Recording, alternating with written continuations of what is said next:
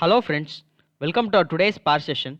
In this series, we are learning about the Apache Spark along with Databricks, and in our today's video, we will see how to read a data file from an URL. The URL might be a SharePoint, the URL might be a remote server, or else the URL might be even a GitHub link. So we will take some URL and we will check how we can download the data and we can load it into a data frame, Spark data frame. We will see this approach in both Spark with Scala as well as in PySpark. Before that, we all know like Spark natively don't support the HTTPS format, and in our real time also most of the cases we will not have a scenario to read a file from a HTTPS path. So it is a rare scenario like file has to be taken from a remote server or the shared drive.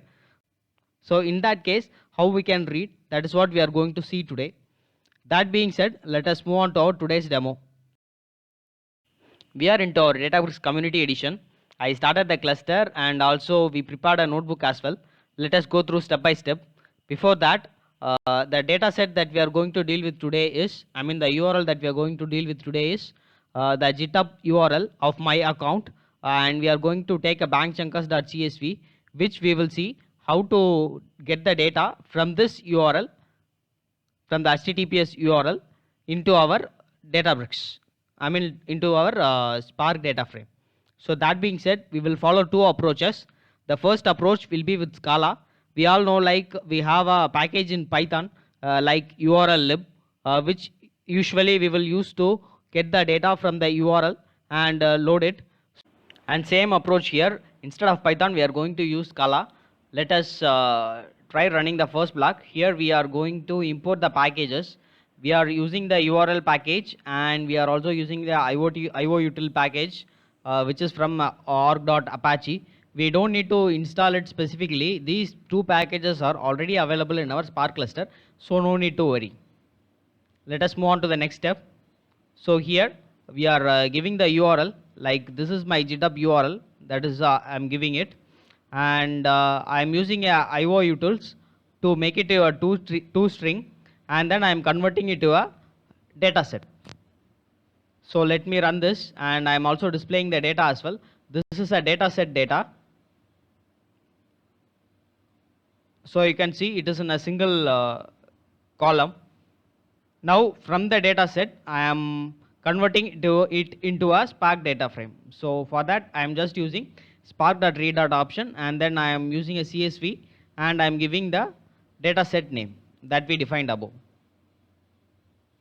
So let me run this.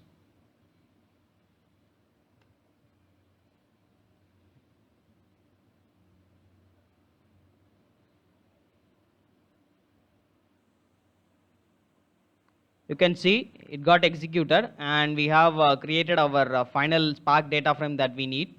So by this way, we can create a Spark data frame from the HTTPS URL.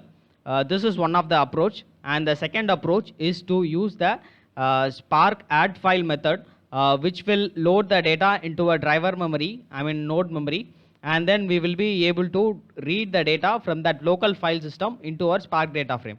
Let us see how we can do that, and for this approach we will use PySpark. So for that I am importing the required package. I am using Spark files.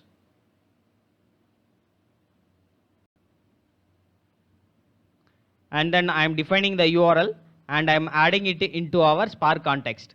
By adding this, what it will does is, it will sorry, I have missed the magic command. It is a Python script, but it is written in a Scala notebook, so I have to give it as Python. So by adding this into a Spark context, it will have the data downloaded there.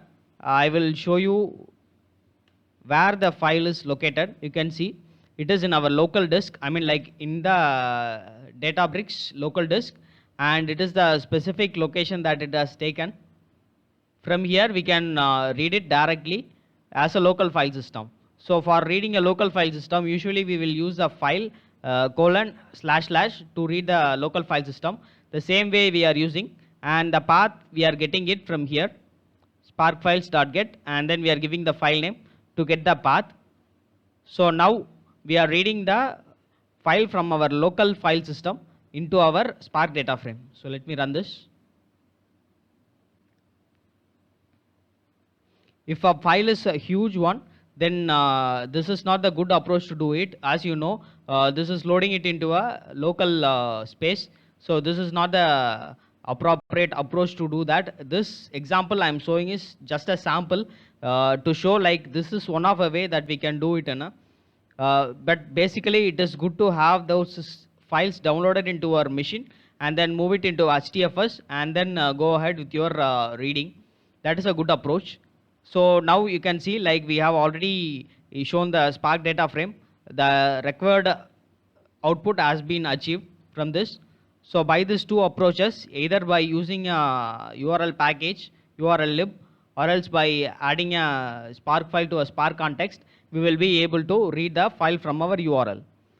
That's it for today, guys. Hope you have enjoyed this video. Please try this on your own machine and let me know if you face any issues. I'm happy to help you. Thanks for watching, guys. Please do subscribe to my channel and also give a thumbs up signal if you really like my content. Thank you.